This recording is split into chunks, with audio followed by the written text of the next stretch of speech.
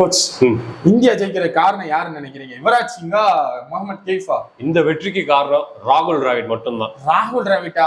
அவர் ஒண்ணும் பண்ணல, run score பண்ணல. என்ன பண்ணாரு அவரு? பிச்சில் எதுவும் பண்ணல, பின்னாடி நிறைய பண்ணியிருக்காரு. என்ன பண்ணாரு? என்ன அது ரன்னும் வர மாட்டேங்குது.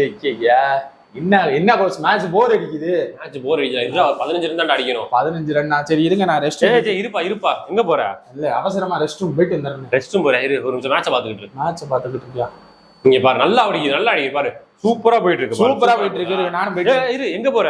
இல்லங்க, அவசரமா வருதுங்க, ரெஸ்ட் ரூம் போயிட்டு வந்துடுறேங்க. அவசரமா வருதா? உட்காந்துட்டே இரு, அது ஒரு ஐதீகம். உட்காந்து மேட்ச். என்ன ஐதீகங்க? எந்திரிய. இங்க பாரு, கேட்ச் விட்டாங்க. உட்காரு. போது பாரு.